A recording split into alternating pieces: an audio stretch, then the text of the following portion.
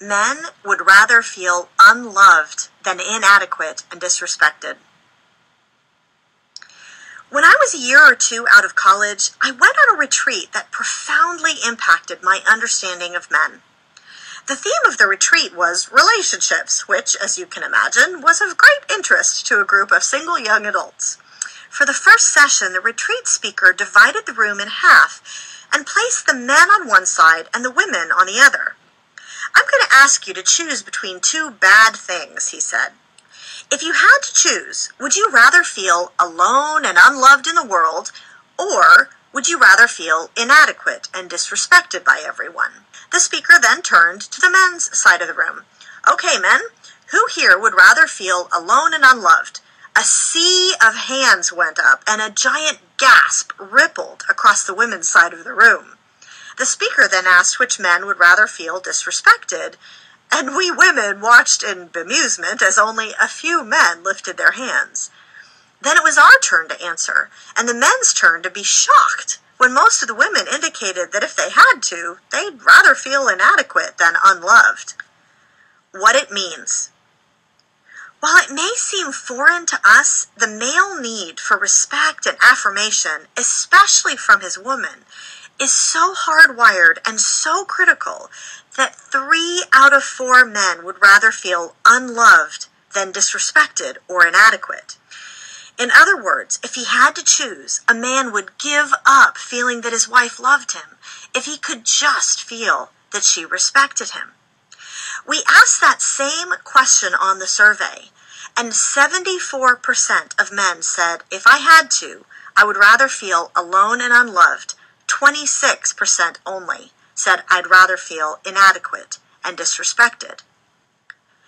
When I originally tested the survey questions, I discovered that many men had a hard time answering the unloved versus disrespected question. Chuck Cowan, my survey design expert, warned me that might happen. But why, I wondered? Those are 2 totally different things. Then one of my readers tested my survey questions on 10 men who didn't know me. When I got those surveys back, only 1 note was attached. She said, a lot of the guys fussed over question 3, which was this question. They did not feel the choices were different. Finally, the light bulb came on. A man equates the 2. If he feels disrespected, he is going to feel unloved. And what that translates to is this.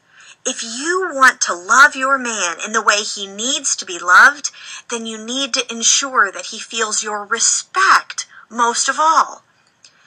The funny thing is, most of us do respect the men in our lives, but too often it turns out our words or our actions convey exactly the opposite without our ever intending it.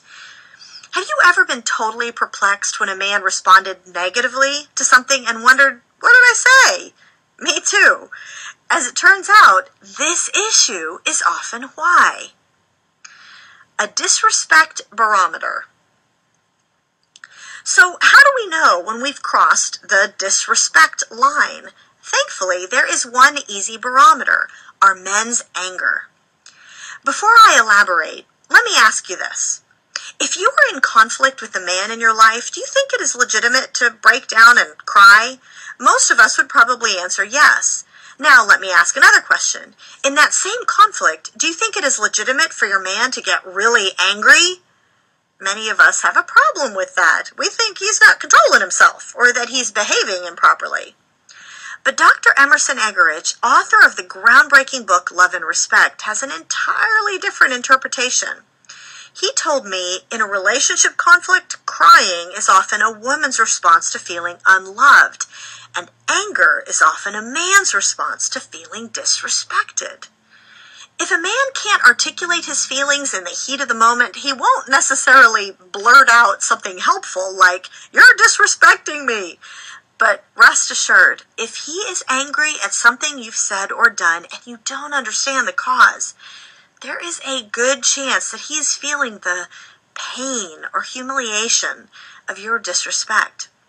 If you want confirmation of this, consider the response from the survey, which again you can see on the last disc of this audiobook. More than 80% of men, 4 out of 5 men, said that in a conflict they were likely to be feeling disrespected. Whereas we girls are far more likely to be wailing, "He doesn't love me." Unconditional respect. Just as you need the man in your life to love you unconditionally, even when you're not particularly lovable, your man needs you to demonstrate your respect for him, regardless of whether he's meeting your expectations at the moment. Another thing Dr. Eggerichs told me is, we've become such a love-dominated culture. Like the Beatles said, all you need is love. So we've come to think that love should be unconditional, but respect must be earned. Instead, what men need is unconditional respect, to be respected for who they are, that is, for example, our husbands, apart from how they do.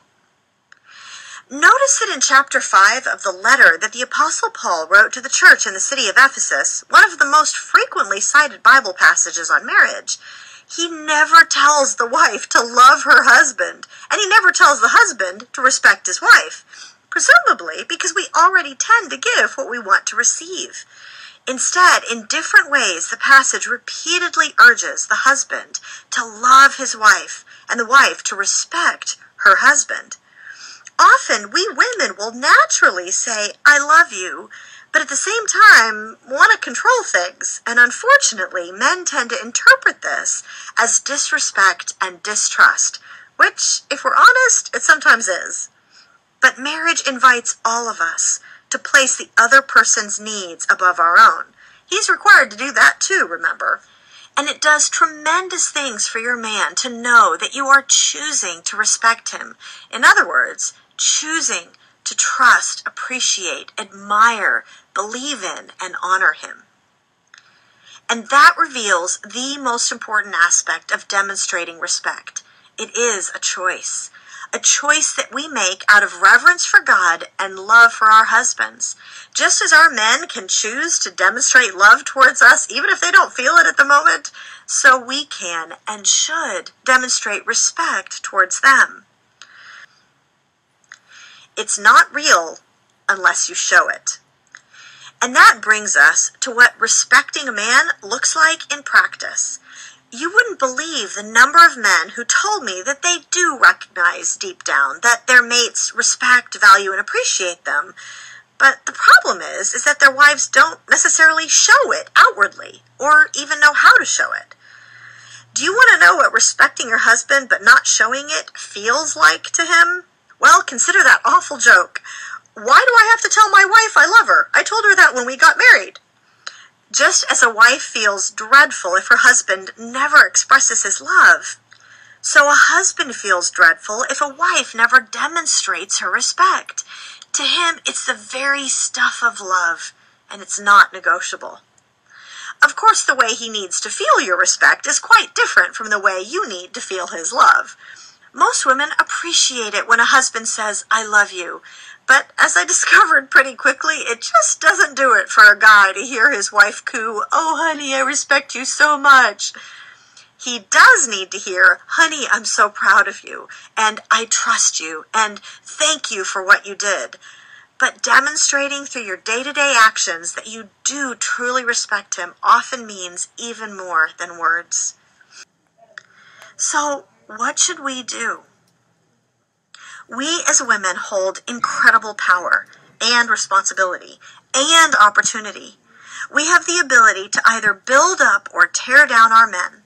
We can either strengthen or hobble them in ways that go far beyond our relationship, because respect at home affects every area of a man's life.